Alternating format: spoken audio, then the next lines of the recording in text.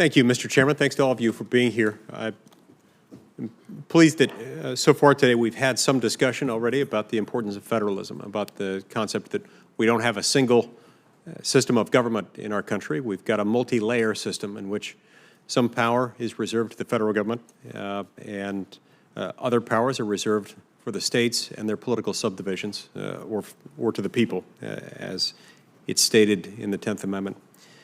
We've seen a number of concerning reports about drones flying in airspace where they probably shouldn't be, above crowded stadiums, sometimes smuggling contraband into prisons and near airports, including takeoff and landing space. And so drone threats extend beyond the interests that are necessarily purely and obviously federal. They end up affecting the same set of interests that our state and local laws and our state and local law enforcement should be concerned about as well. So, Ms. Stubblefield, I've got some questions for you on this. Is the FAA or any other federal law enforcement agency or any other federal agency of any kind for that matter in a position to directly mitigate any and every reckless or criminal misuse of a drone? So I'll try to answer that in a couple different ways. There are authorities that have been given to 4 federal departments to be able to mitigate, that is, disrupt, destroy, damage, take down a UAS, and that's the Department of Defense, Energy, Homeland Security, and Justice. Right.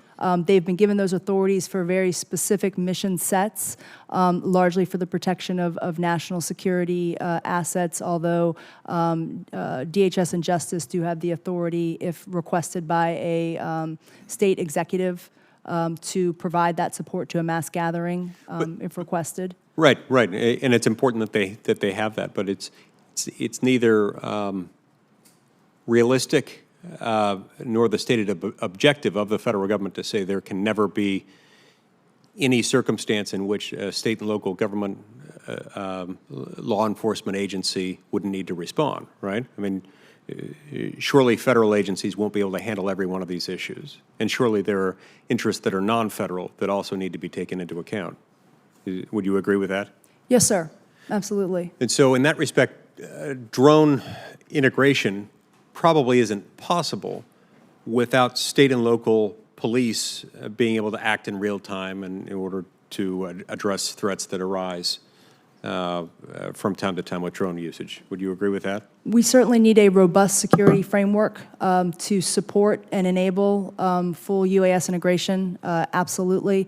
Remote identification, we think, which we're working very hard on to get that rule out later this year, is focused on giving that information so that when a law enforcement officer sees a UAS that they believe is not in a place that it should be, they will have the ability to identify something about that UAS and where its operator control station is, to be able to then go and engage that operator, determine what their intent is their operation legal, and to get that aircraft, that UAS down and out of potential harm's way if that's what it's creating a safety risk. How does the FAA believe that local or any other non-federal police should be able to respond to drone incidents that take place in this sort of low altitude space? Won't there need to be some non-federal agencies that have counter-UAS capabilities? The challenge with counter-UAS capabilities currently is the technology that enables that type of activity has significant impacts on the national airspace system and on other types of communications capabilities, particularly in urban environments. So right now, because that technology is civilly challenging to implement without a high degree of coordination, which is what's been required for federal agencies to be able to use it, it's challenging to consider the ability of state and local law enforcement to be able to do that without potentially creating even greater safety impacts while they're trying to address a security risk. Okay. Mr. Chairman, I've got one additional question. Can I carry that out? One of the stated purposes of the UAS integration pilot program was to test and to evaluate various models of state, local, and tribal enforcement in the development enforcement of federal regulations for UAS operations.